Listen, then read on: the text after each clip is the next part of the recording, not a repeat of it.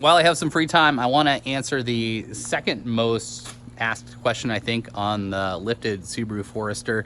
I talked about miles per gallon of fuel economy in the last video and wanted to just talk about how it handles. I think most people are concerned with, like, after the 2-inch lift roughly, is there any body roll, how is the squat front to rear, etc. Are there any disadvantages, have there been any problems with like the drive line and stuff like that? So I want to talk about those here for a minute. Let's switch the camera around. Again, I'll update you guys on the mods if you're not familiar with it, but keep in mind there are several videos online talking about this already, and I have some off-road and snow videos and always more to come. So if you like the stuff, feel free to hit subscribe, and I'll probably put some like affiliate links and stuff down below for like the parts and stuff that I've done on this so far. So anyway, let's get into it. So quick reminder, suspension is roughly all around a total of a 2-inch lift. We have King standard height springs, which is why they are yellow now, as opposed to the stock, which is black.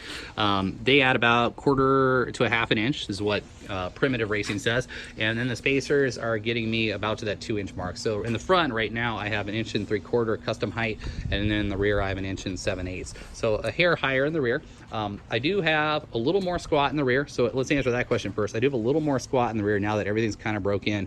I think that's mainly due to my hitchgate solo here. So we have about 50 pounds in the tire, 50 pounds in the hitchgate, 50 pounds in the class 3 Kurt hitch. It's a 2-inch hitch. So about 150 pounds additional weight in the rear. And I also have 2 gallons of gas there. So that's probably, 16-ish, maybe more or less pounds there as well. So a little bit of more weight in the rear. So I do want to do something about this, and I have some plans. I don't want to ruin it yet, but as you can tell, it does sit a little bit lower in the rear noticeably. So I obviously have 2 options: raise the rear or lower the front. So I know what I'm going to do, but we'll talk about that more in another video.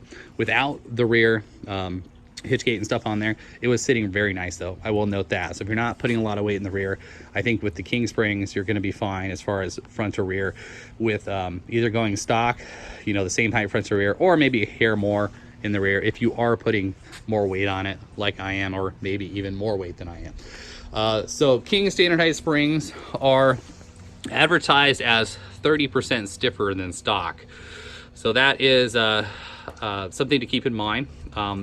A lot of people I hear talk about these springs tend to, I think, over exaggerate.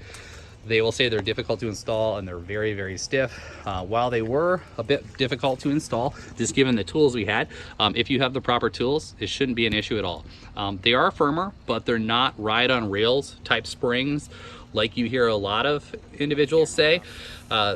They are a bit stiffer than stock. I mean, 30% stiffer than stock is, again, what's to be expected there. And I would say that they're pretty close to that. They're definitely not ride on rails.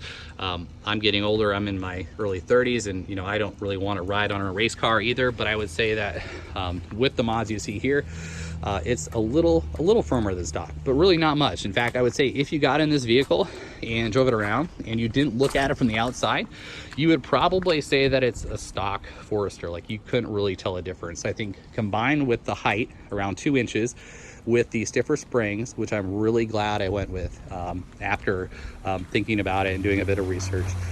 It really, I would say the body roll is the same as a factory Forester that doesn't have a lift and it's on stock tires. And it doesn't sink as much in the rear when you accelerate. It doesn't quite sink as much in the front when you brake. And all around, the body roll, I would say, is the same or maybe even slightly less than stock. Stock wheels, stock suspension, and everything. So there's no issues there. I don't get any weird like wobble. I'm not getting any weird like body roll. I don't know, I have maybe like, I'm gonna guess a little less than 10,000 miles on this now with these wheels, tires, and the suspension. So in various conditions, off-road, on-road, snow and stuff, and I have no complaints. I'm really happy the way I went. I think if I was doing a lot of off-road stuff, maybe I'd want a little more flex with the suspension, want something softer, but most of my driving is on-road, so no complaints there from me anyway. As far as drive line wear, you do have to keep in mind on the Subarus, since they are all independent suspension, you don't want to go too high. Mostly they say anything over 2 inches, you have to start worrying potentially about wear on the CV joints.